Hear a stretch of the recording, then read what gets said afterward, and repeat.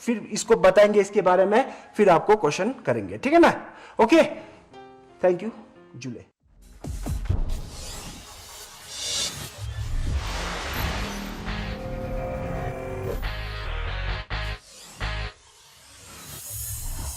जुले my dear student, कल हमने क्या पढ़ा था? कल हमने एक न्यूक्लियस के ऊपर जब इलेक्ट्रॉन घूम रहा है उसका हमने रेडियस कैलकुलेट किया। We are calculate the radius of this particular atom. और इसका हमने जो इलेक्ट्रॉन जो घूम रहा है उसका वेलोसिटी भी कैलकुलेट किया। हमने रेडियस कैलकुलेट किया और इसका वेलोसिटी भी कैलकुलेट किया। अब रेडियस कैलकुलेशन करने के लिए हमने पोस्टुलेट यूज़ किया, bore theory of hydrogen atom का फर्स्ट पोस्टुलेट वो यूज़ किया। और उसके बाद हमने रदरफोर्ड का एक वो जो लास्ट में रिजल्ट एंड कंक्लूजन का वो मैथमेटिकल फॉर्म यूज़ करके हमने रेडियस कैलकुलेट किया। आपने रेडियस कैलकुलेट करने के लिए फॉर्मूला कौन सा यूज़ किया? MVR equal to NH/2π। इसी फॉर्मूला को हमने पूरा एक दिन एनालाइज किया था। पूरा एनालाइज करके इसका फर्स्ट का एंगुलर मोमेंटम कितना आता है, सेकंड का कितना आता है, थर्ड का कितना आता है, फोर्थ का कितना एंगुलर मोमेंटम आता है, हमने पूरा एनालाइज करके निकला।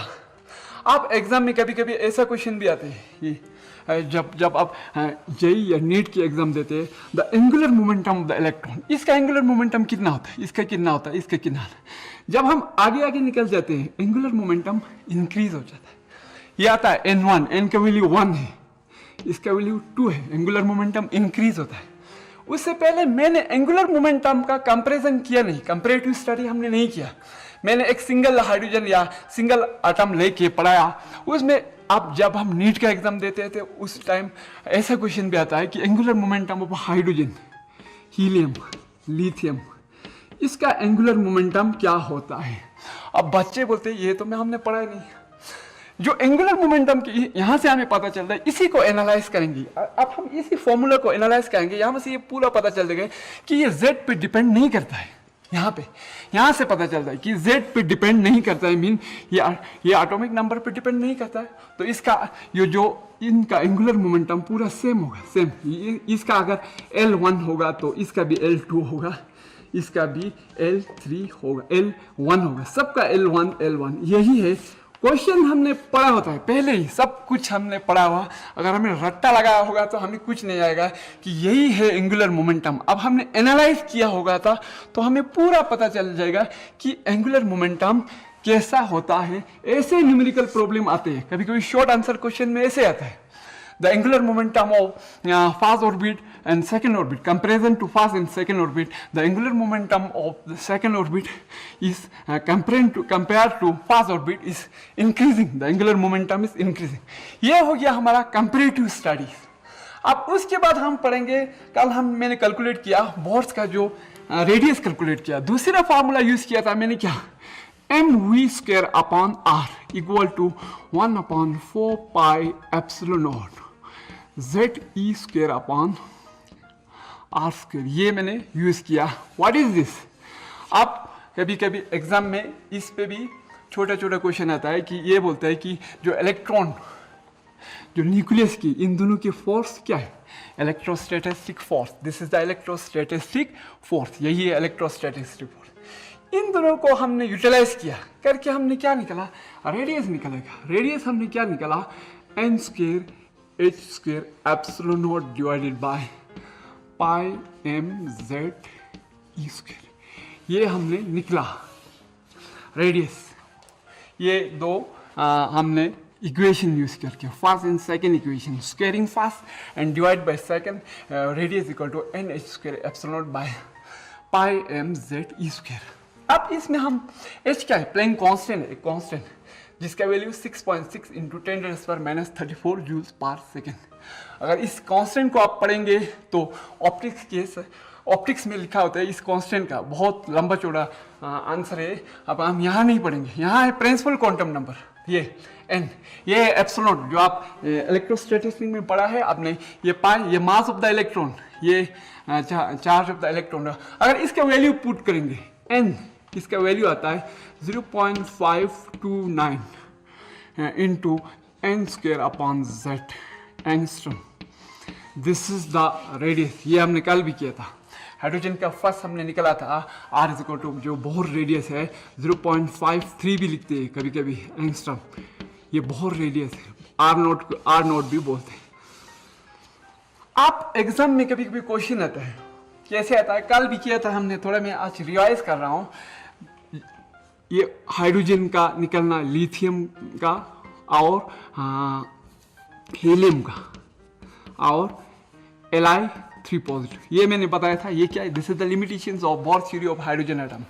हाइड्रोजन एटम का लिमिटेशन है वो सिर्फ सिंगल स्पीसीज के लिए एक्सप्लेनेशन कर सकता है, हाइड्रोजन लाइक स्पीसीज का एक्सप्लेन करता है, बाकी ये एक्सप्लेन नहीं कर सकते हैं। अब इसको हम एनालाइज करेंगे, हम टेबल नहीं बनाएंगे, कल हमने टेबल बनाया था, बच्चों को पढ़ाया, अब बना के अब इसी को एनालाइज करेंगे। अब देख बोर्स का फर्स्ट रेडियस ये है। अब हम एक आंसर ढूंढेंगे बेरिलियम का, कल भी बताया था बेरिलियम का जो सेकंड शेल है, सेकंड शेल है वो हाइड्रोजन का फर्स्ट शेल का रेडियस के सेम है। अब इधर से देखो एन का वैल्यू, बेरिलियम का एन का वैल्यू के हम 2 बच जाते हैं, जेड क्या है उसका, जेड 4 है, 4। अब इसमें पुट कर देंगे, एन का वैल्यू 2 आ गया, अब हो गया हमारा R is equal to R naught into N square upon Z. अब R का वैल्यू हमने 2 लगा दिया, 2 means 4, R naught is equal to 4, Z क्या है 4, ये कैंसिल हो गया। ये एग्जाम में कभी कभी आते हैं, जब आप IIT या JEE एग्जाम देते हैं तब पूछते हैं हाइड्रोजन का फर्स्ट और बेरिलियम का सेकंड, जो हाइड्रोजन है क्या है, बराबर है ये दोनों। उसके बाद हम R सेकेंड का निकला हाइड्रोजन का 0.53 इंटू हमारा निकल जाता है, ये हाइड्रोजन का क्या सेकेंड का निकल गया तो 4, ये हो गया हमारा 4R नोट। ये बेरिलियम के जब Z इक्वल टू 4 है वो 4 पे जो N इक्वल टू 4 उसी पे ये दोनों बराबर हो जाएंगे। ये सेकेंड का बोर्स का सेकेंड ऑर्बिट और बेरिलियम का 4 ऑर्बिट, दिस आर इक्वल। ये हो गया हमने जो रेडियस का एनालाइज किया। अब कभी कभी क्वेश्चन ऐसे भी आते हैं, इसको रेशियो में लिखो, रेशियो में लिखेंगे तो हमें फर्स्ट का 1 आता है, सेकंड का 4 और थर्ड का 9, ये हो गया रेशियो में निकलेगा हाइड्रोजन एटम का रेडियस, इसका 1, इसका हमें पता है कल हमने निकला था, इसका R नोट, इसका हमारा 4R नोट और लास्ट का है हमारा 16R नोट, 9R नोट। अगर रेशियो में निकालो 1:4:9, कभी कभी जब एग्जाम इंट्रेंस में एग्जाम देते हैं तो ऐसे क्वेश्चन आता है, रेशियो में कंपेयर करो 1:4:9, हाइड्रोजन एटम का रेशियो में कंपेयर कर देखा तो 1:4:9। अब इसके बाद हमने किया था कल वेलोसिटी निकला था हमने। वेलोसिटी जब हम वेलोसिटी निकला था, वेलोसिटी का हमारा क्या था, z² अपॉन था 2NH एप्सिलॉन नॉट, ये था वेलोसिटी, कल हमने कैलकुलेट किया। This is the velocity of electron, जो हमारा इलेक्ट्रॉन का वेलोसिटी है that revolve around the nucleus. उसका हम मैथमेटिकल कैलकुलेशन भी किया था। उस मैथमेटिकल का कैलकुलेशन क्या था, उसका था 2.18 into 10⁶ into Z/N metre per second. This is the velocity. इतने स्पीड से ये घूम रहा है, comparable to the velocity of light. अगर बच्चे को इसको एनालाइज करेंगे, यहाँ से हमारा बोर्स का second theory quantum mechanical model जब हम बीएससी करेंगे, वहाँ होता है ये वेव लाइक पार्टिकल्स के बारे में। जब हम किसी चीज़ को हम पढ़ रहे हैं ना, हमें एनालाइज करना सबसे ज़रूरी होता है। जब हम एनालाइज नहीं करते तब हमें कुछ नहीं होता। हमने रटा लगाया क्वांटम ये एंगुलर क्वांटम नंबर ये होता है। जब हमें पूछते हैं 1.5 h/π एंगुलर मोमेंटम होता है कि नहीं, हम बोलेंगे मैंने तो पढ़ा ही नहीं। ऐसा कभी नहीं बोलना मैंने पढ़ा नहीं, मैंने एनालाइज किया नहीं। लाइफ में हम एनालाइज कभी नहीं करते, तब हमें कुछ समझ में नहीं आता है। कभी नहीं बोलना हमें नहीं आता है, हमने एनालाइज नहीं किया है। इसलिए सबसे ज़रूरी है जब हम कुछ पढ़ते हैं उसको एनालाइज करें, तो यहाँ से बहुत से क्वेश्चन निकल जाएंगे। मैंने आप यहाँ तक एनालाइज किया, अब अगर आप रेडियस के बारे में और एनालाइज करेंगे, और डीप में जाएंगे, आपको ज़्यादा नॉलेज गेन हो जाएंगे। ये हो गया हमारा वेलोसिटी 2.18 इंटू 10⁶ Z/n। अब इसको एनालाइज करेंगे, हम टेबल नहीं बने, कल हमने टेबल बनाया था। अब इसको हम एनालाइज करेंगे, ये है पास हाइड्रोजन के निकलेंगे तो 2.18 इंटू 10⁶ मीटर पर सेकेंड, ये हाइड्रोजन एटम का निकल लिया हमने, हाइड्रोजन एटम का जो इतने स्पीड से रिवॉल्व अराउंड द न्यूक्लियस। कल हमने एक रेशो निकाला V/c इज इक्वल टू 1/137। ये भी आता है नीट के एग्जाम में, कभी कभी जो वेलोसिटी के क्वेश्चन आते हैं। अब इसमें हमने 2.18 इंटू, अब इसका हम थोड़ा एनालाइज करेंगे। ये है हमारा हाइड्रोजन का V1। अब इसमें से 1 2 3 किसी का जो ऑर्बिट का वेलोसिटी है, अगर ये हाइड्रोजन का होगा, या हाइड्रोजन का हमें लिख दिया 2.18 इंटू 10⁶ मीटर पर सेकेंड, ये हाइड्रोजन का है। अब इसमें लिथियम का निकलेंगे तो या हीलियम का निकलेंगे, जो इस ऑर्बिट का वेलोसिटी है, हीलियम की इसी ऑर्बिट का वेलोसिटी सेम है हीलियम के सेकंड का। अब ये हम यहाँ एनालाइज करेंगे, हमें पता चल जाएगा। अब Z का वैल्यू N का वैल्यू इक्वल होती है, तब हमें ये V2 V1 बराबर जाएगा। अब हमें N का वैल्यू पुट करेंगे 2, Z का वैल्यू 3, Z का वैल्यू 2 किसका है? हीलियम एटम, ये He पॉजिटिव का ये Z जो है 2 है। इसका मतलब जो हीलियम का सेकेंड ऑर्बिट, ये हीलियम का सेकेंड ऑर्बिट का और हाइड्रोजन का फर्स्ट ऑर्बिट का वेलोसिटी बराबर है। एग्जाम में ऐसे क्वेश्चन होते हैं, हीलियम के जो पूछते हैं, जो हाइड्रोजन और हीलियम के जो वेलोसिटी है वो कौन से ऑर्बिट का इक्वल होता है। इसकी वैल्यू N1, इसका value N2, principal quantum number. इसका Z का वैल्यू क्या है 2, इसका Z का वैल्यू 1, ये इक्वल है। अब हम लिथियम का निकालेंगे, लिथियम का N का वैल्यू हम थर्ड का निकालेंगे 3, उसमें Z का लिथियम का क्या है 3 है। अब ये 3/3 फिर कैंसिल हो जाएगा, ये लिथियम का निकल जाएंगे। लिथियम का हमें V is equal to 2.18 into 10⁶ metre per second, ये हमें निकल जाएंगे। ये हाइड्रोजन का फर्स्ट, लिथियम का सेकंड, हीलियम का सेकंड और लिथियम का थर्ड, ये जो वेलोसिटी होते हैं इक्वल होता है। ये हीलियम का, अगर हम ये हीलियम का निकलेंगे, ये लिथियम का, ये वेलोसिटी जो 2.18 इंटू 10⁶ हाइड्रोजन एटम का था, ये हमारा हीलियम एटम का भी है, ये लिथियम एटम का 2.18 इंटू 10⁶ मीटर पर सेकेंड। ये हो गया हमारा 2.18 इंटू 10⁶ मीटर पर सेकेंड। अब यहाँ से ये भी पता चलता है कि if the Z is increasing velocity के बारे में, Z is increasing, velocity is increasing. If N is increasing, velocity is decreasing. यहाँ से हमें ये एनालाइज हो जाते हैं।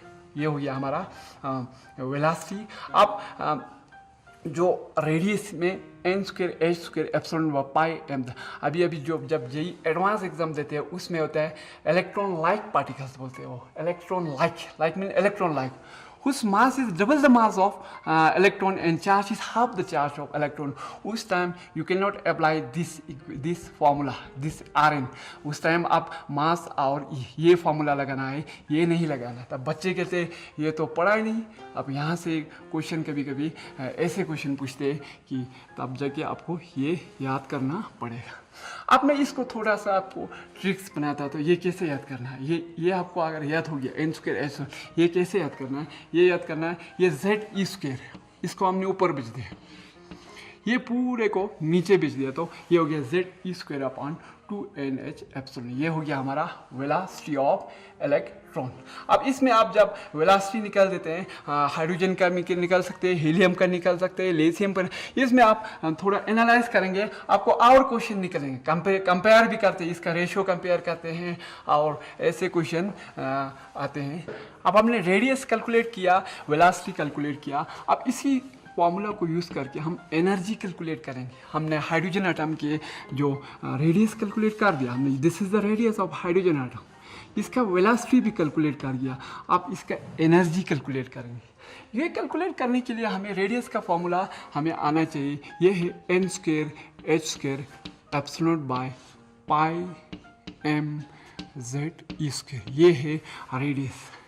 अब ये वेलोसिटी है Z² bye 2NH epsilon not. ये हो गया रेडियस एंड ये हो गया वेलोसिटी। इसको ऐसे भी याद कर सकते हैं, ऐसे भी याद कर सकते हैं। जब पहले बताया मैंने Z² ऊपर जाएंगे, ये पूरा नीचे आ जाएंगे, यहाँ से 2NH एप्सिलॉन नॉट Z²। ये हो वेलोसिटी। अब हमने इसका एनर्जी कैलकुलेट करना है। एनर्जी कैलकुलेट करने के लिए हमें सबसे पहले इसका काइनेटिक एनर्जी कैलकुलेट करना पड़ेगा। काइनेटिक एनर्जी होता है 1/2mv²। This is the kinetic energy. अब यहाँ हमारा है 1/2 m है, v हमारे पास है v² है, z² e⁴ हमारा हो गया ये 2 to the 4 n² h² epsilon not का स्क्वायर हो गया। ये हो गया हमारा m z² e⁴ 2 4 8 n² h² epsilon not square. ये हो गया हमारा kinetic energy. What is this? Is the kinetic energy of electrons which is revolve around the nucleus. अब इसका हमने पोटेंशियल एनर्जी कैलकुलेट करना है।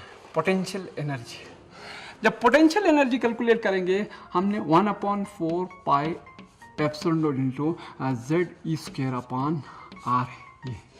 ये हमने इलेक्ट्रोस्टैटिस्टिक में पढ़ा है। Potential energy is equal to 1/4 pi epsilon naught Z² by R। और ये अब हम यहाँ R का वैल्यू पुट करेंगे 1/4 पाई एप्सिलॉन नॉट। ये हो गया ZE। R का वैल्यू इधर हमारे पास है, ये है n² h² epsilon not pi m z²। This is the radius. अब यहाँ से पाई कैंसिल हो जाएगा, पाई और पाई कैंसिल हो जाएगा, m नहीं। अब इधर हमें पोटेंशियल एनर्जी क्या आएंगे, ये ऊपर जाएंगे, यहाँ से हम ये इधर m भी है, ये mz² अपॉन यहाँ आ जाएगा हमारा पास 4 n² h², एक एप्सिलॉन एक इधर एप्सिलॉन नॉट स्क्वायर। अब ये इसको हम मल्टीप्लाइंग करेंगे 2 से। अब इसमें एक याद रखना, जब हम पोटेंशियल एनर्जी निकलते हैं तब हम साइन लेते हैं। काइनेटिक एनर्जी जब निकलते हैं हम साइन नहीं लिखते। यहाँ इलेक्ट्रॉन का जो साइन है नेगेटिव है, इसका ये हो गया हमारा नेगेटिव साइन, ये पोटेंशियल एनर्जी नेगेटिव। अब इसमें इसका बराबर करने के लिए मैं 2 से मल्टीप्लाइंग करें, ये 2mze², 2mz, ये इधर e⁴ z² हो गया, क्योंकि यहाँ e है, यहाँ हमारा z e² है। ये हो गया e⁴ z² e⁴ अपॉन हो गया हमारा 8n² h² एप्सिलॉन नॉट। ये हो गया potential energy which is negative. Potential energy हमारा क्या है, नेगेटिव।